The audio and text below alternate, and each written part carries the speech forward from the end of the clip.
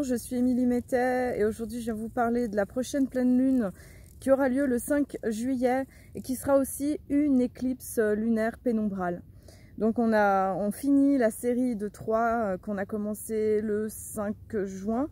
On a eu la deuxième qui était très importante parce que c'était une éclipse solaire annulaire qui avait lieu juste après le solstice d'été, donc ça c'était 21 juin. Donc ça fait beaucoup de choses. Ce soleil qui a été éclipsé par la lune et qui nous a ouvert cette saison estivale dans le sens de valoriser quelque part le côté féminin, le subconscient, nos émotions, tout ce côté lunaire, alors qu'on est vraiment au moment de l'été, quoi.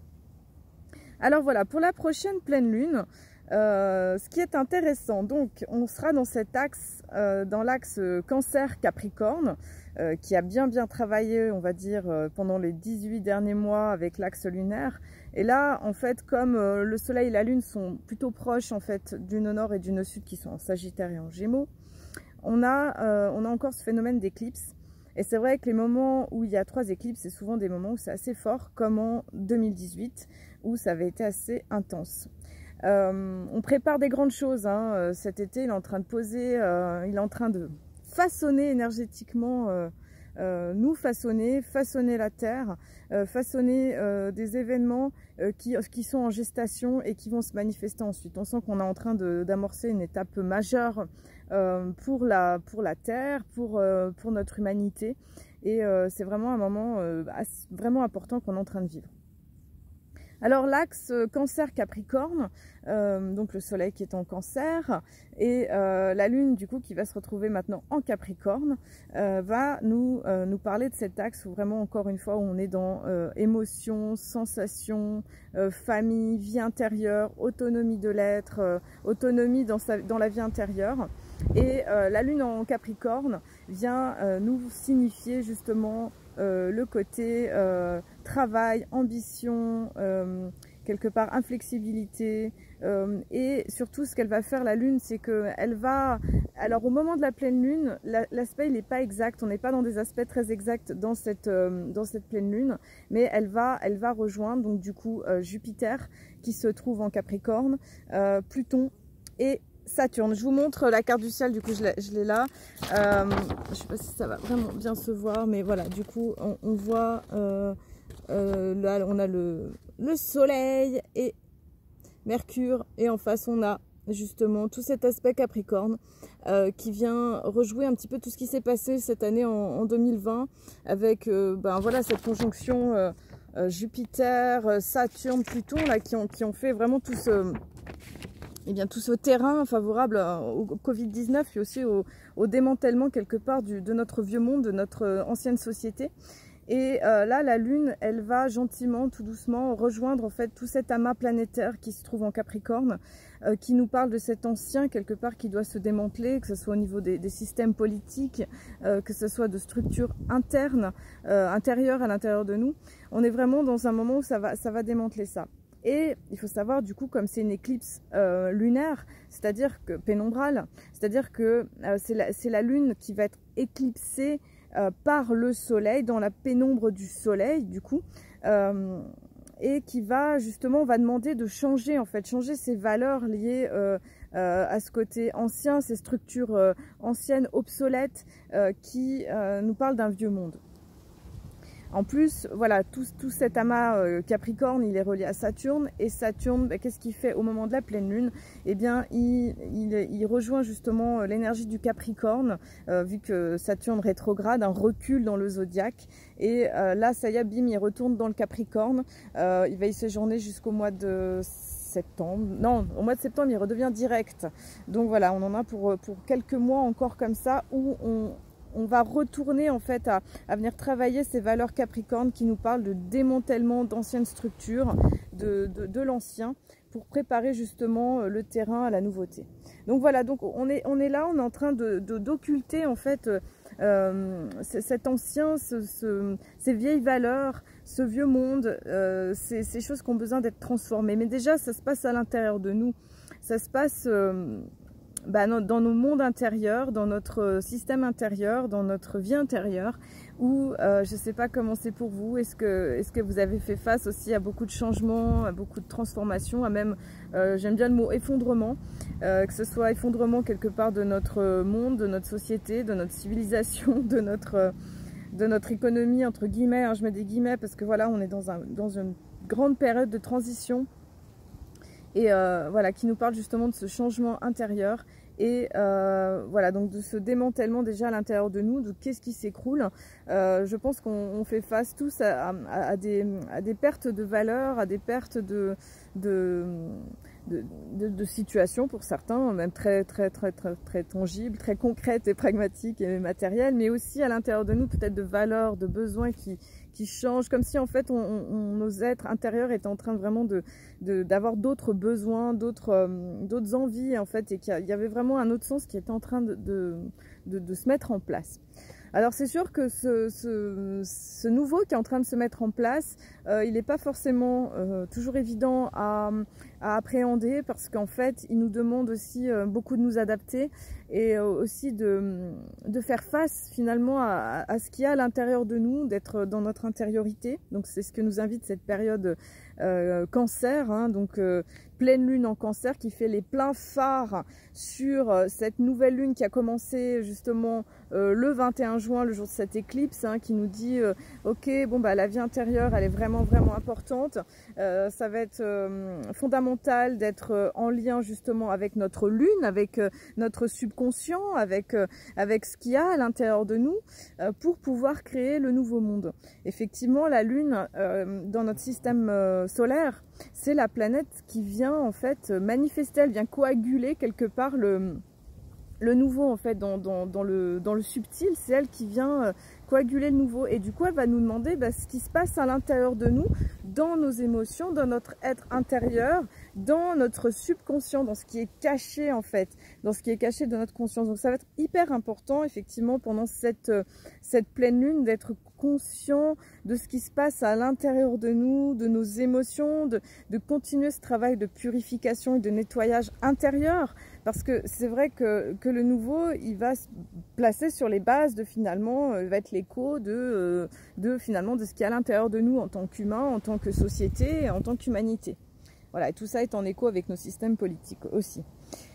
Donc voilà, donc il y a tout ce travail quelque part de nettoyage, de purification, mais aussi qui passe par le fait que voilà, le soleil cette fois-ci c'est lui qui va occulter la lune, mais le soleil là il est en cancer, il est dans ce signe finalement lunaire qui est régi par la lune. Donc c'est vraiment intéressant cette période qu'on traverse, parce qu'elle nous demande de nous connecter finalement avec notre monde intérieur, avec nos sensations, avec nos besoins, et puis plus profondément avec le féminin divin, avec la grande déesse mère des origines, pardon, vraiment tout ce côté féminin, et qui justement, comment dire, ça va être de se connecter avec ce féminin divin, ça crée, que ce soit en étant homme ou femme, hein, c'est vraiment une posture, hein, et c'est vraiment une posture qui nous est demandée par rapport à toute notre humanité, c'est-à-dire comment dire, transcender la compétition, transcender le côté solaire, volontaire. Ça ne veut pas dire qu'il ne faut plus être dans la volonté, l'action, le côté yang, hein, ça ne veut pas dire ça. Ça veut dire que c'est au travers de l'énergie féminine à l'intérieur de nous, c'est-à-dire de cette réceptivité, de l'écoute de nos besoins, de notre guidance intérieure, vraiment de ce subtil. C'est au travers de tout ça que quelque part le changement va germer. C'est ça qui est demandé, c'est d'aller chercher cette écoute intérieure. C'est pour ça que ce soleil cette fois-ci qui vient occulter la lune, il est quand même dans le signe du cancer. Il est quand même aussi conjoint avec Mercure qui est toujours rétrograde, c'est-à-dire qui recule dans le zodiaque jusqu'au 13 ou 14 juillet, et qui va justement nous solliciter pour aller nous brancher avec notre monde intérieur, aller vraiment être dans cette introspection, dans cette subjectivité. Alors c'est pas forcément évident, ça peut venir faire toucher beaucoup d'émotions, peut-être en lien avec la tristesse, avec la nostalgie, sentir qu'on est en train de boucler des vieux chapitres aussi à l'intérieur de nous, hein, dans notre vie intérieure, mais aussi d'une manière plus globale par rapport à notre humanité. Donc voilà, toute cette période cancer, hein, le cancer c'est vraiment ce côté qui est en lien avec le passé, en lien avec la famille, le monde intérieur, le rêve. Eh bien il vient nous façonner pour travailler ce côté justement lunaire, ce côté féminin à l'intérieur de nous, pour faire émerger quelque chose. Voilà, donc ça va passer par une descente à l'intérieur de nous, ça c'est vraiment très très important. Du coup, c'est ce qui est l'invitation de cette éclipse hein, qui clôt en fait ce passage de changement vibratoire et quantique, hein, parce qu'il faut savoir que les éclipses amènent ce lot de changements, de transformation de nos croyances, nous façonnent en fait, et ensuite amènent aussi des événements concrets et tangibles hein, au niveau collectif, mais aussi au niveau personnel. Il y a des changements, il y a des chapitres qui se clôt, des révélations. Donc voilà, donc ça demande de surfer. Voilà, l'image que j'avais, c'est un petit peu comme si c'était effectivement une forme de tempête et où il y a des grandes vagues comme ça, et que effectivement les éclipses c'est comme des grandes vagues hein, qui vont être plus ou moins faciles selon la pleine lune ou la nouvelle lune. Enfin voilà, il y en a qui vont être plus impactantes et puis pas dans les mêmes secteurs pour chacun. Donc ce qui est intéressant, c'est que voilà, c'est d'aller justement au creux de ces vagues et puis de se laisser porter par là où ça nous emmène, et de se laisser quelque part couler, être fluide, être dans une forme de lâcher prise, même si c'est pas facile entre guillemets d'avoir cette posture. Voilà, voilà, donc c'est ça qui est intéressant dans cette pleine lune, qui à heure de Paris en tout cas se trouve aussi cancer ascendant cancer, même si effectivement c'est pas l'essentiel de poser une heure comme ça au niveau de l'ascendant, mais en tout cas voilà, pour ceux qui regarderont à heure de Paris, voilà, il y a le côté très haut en fait, très haut, très émotionnel, très vie intérieure, qui va être fondamental et qui demande d'occulter effectivement tout le côté maison 6, c'est-à-dire le côté, enfin ça ne veut pas dire qu'on doit lâcher le côté pratique, mais que peut-être les contingences de la réalité pratique, du travail, de la vie quotidienne, tout ça qui nous met un peu dans des rails, eh bien il va falloir quelque part lâcher un petit peu avec tout ça, laisser de l'espace en fait à cette vie intérieure pour qu'elle s'enrichisse, pour qu'elle nous montre ses trésors, et aussi de ne pas avoir peur en fait de ce qui est à l'intérieur de nous, d'aller vraiment faire ce travail à la fois je dirais de nettoyage, de purification pour avancer. Il faut savoir aussi que la prochaine nouvelle lune, elle aura aussi lieu dans le signe du cancer. C'est très rare ça d'avoir deux nouvelles lunes dans le signe du cancer, donc c'est assez particulier. Et donc il y a encore cette énergie qui est mise à l'honneur d'introspection, d'intériorité, eau, émotion, côté lunaire, féminin sacré, féminin divin, écoute, les besoins, enfin voilà, tout ça va être vraiment mis à l'honneur pendant cet été, en tout cas pendant plusieurs semaines. Et voilà, c'est important de le savoir, que c'est un été qui est un petit peu spécial. Déjà avec cette énergie, les événements concrets du Covid-19 et les conséquences, confinement, déconfinement, c'est sûr qu'on est dans une époque très spéciale où effectivement les rassemblements sont diminués, les concerts annulés, les fêtes de fin d'année. Donc c'est vrai que cette fin d'année est tellement spéciale qu'elle n'est pas complètement marquée. En fait, il y a un petit peu une perte de repères aussi. Je dirais qu'il y a une perte de repères par rapport peut-être à des moments qui sont marqués d'habitude d'une manière beaucoup plus concrète, beaucoup plus directe, hein, que ce soit des fêtes de fin d'année, des concerts, la fête de la musique, enfin, des choses comme ça qui viennent aussi mettre des paliers, par exemple la fin d'année scolaire avec les enfants. Enfin voilà, il y a ce côté aussi où il n'y a pas vraiment trop de sorties ou de spectacles, ou voilà, ou très peu en tout cas. Et c'est un petit peu, on doit s'adapter un petit peu à toutes ces mesures. Puis du coup, c'est vrai que c'est pas confortable. On se demande un petit peu où on va. Hein. Il y a un petit peu ça quand même dans le parfum de l'ambiance du moment. Voilà. Et voilà, donc il y a toutes ces planètes en tout cas qui font cette rétrogradation en Capricorne et qui viennent justement remettre une couche. Hein. Là, ça y est, on va dire que le fait que Saturne retourne dans le Capricorne, on en remet une couche dans ce moment de démantèlement. Hein. Saturne repassera direct au mois de septembre. Voilà, il y aura tout ce moment où les choses repasseront seront beaucoup plus directes à un moment donné. C'est-à-dire qu'on va passer à un autre niveau de vitesse. Ce que je voulais vous dire d'autre aussi, c'est que effectivement Mars est passé dans le signe du Bélier le 29 juin, donc a amené finalement une énergie peut-être plus directe, avec un côté plus affirmé dans nos décisions, dans l'envie de passer à l'action, donc avec un côté plus direct, mais aussi ce qui va se passer, donc c'est pas encore le cas vraiment dans la pleine lune, enfin plus ou moins, c'est le carré qui va se présenter avec eh bien Mars, avec le Soleil, voilà, qui va mettre justement, comment dire,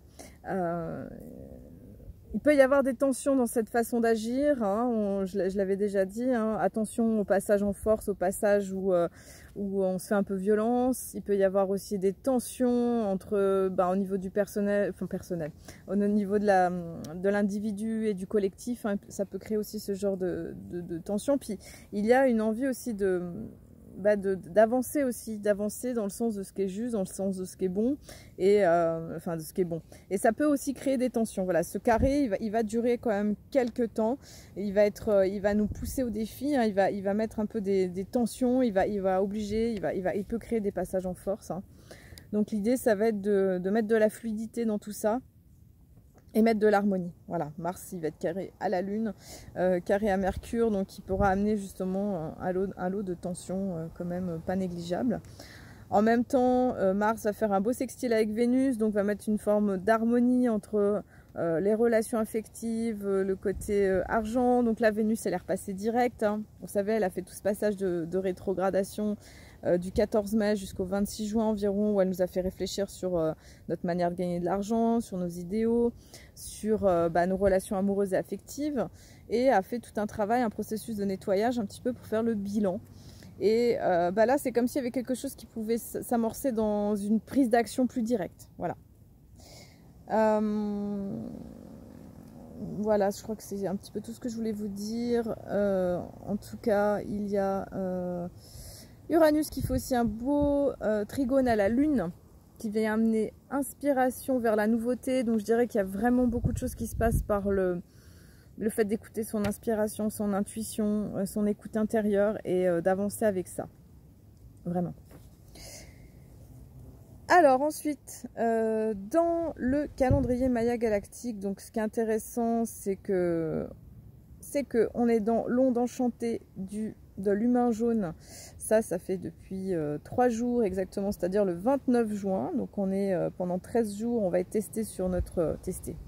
On va être porté à prendre des décisions en conscience, avec notre libre arbitre, c'est-à-dire avec notre capacité à faire des choix en conscience, savoir ce qu'on veut, se décider. Vraiment ce potentiel de l'humain, hein, qui a cette capacité justement de réfléchir en conscience, de faire des choix.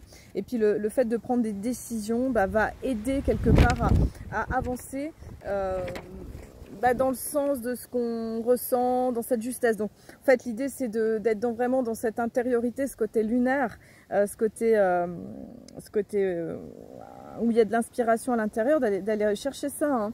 Et puis pour prendre les bonnes décisions qui sont demandées, enfin voilà, qui vont se présenter à vous, que ce soit dans un domaine professionnel, affectif, je regarde les petits insectes qui montent dessus, voilà, tous les endroits par rapport à votre été par exemple, ou par rapport à des décisions, enfin voilà, les choses vont se positionner pour justement pour se décider. Et à partir du 13 juillet, donc on aura l'onde enchantée du serpent rouge. C'est une onde que j'aime beaucoup parce qu'elle fait bouger beaucoup de choses justement. Elle amène beaucoup de portails galactiques, c'est-à-dire des moments dimensionnels où il y a beaucoup d'échanges entre le ciel et la terre, où il y a beaucoup d'informations, et puis du coup ça fait bouger beaucoup de choses, il y a beaucoup d'énergie. Des fois ça a double tranchant, ça demande d'être hyper centré, donc, et puis c'est ce que demande aussi la période actuelle, d'être hyper centré chez soi, d'être vraiment bien chez soi.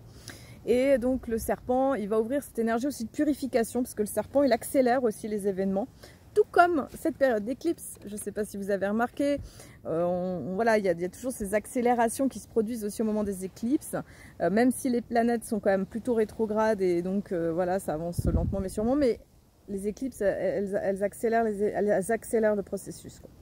Donc voilà, l'onde du serpent rouge, elle va amener aussi cette accélération au niveau des événements, peut-être des ressentis, des portes qui doivent s'ouvrir ou se fermer, et vont déboucher sur la prochaine année Maya, qui est tempête bleue lunaire le 26 juillet.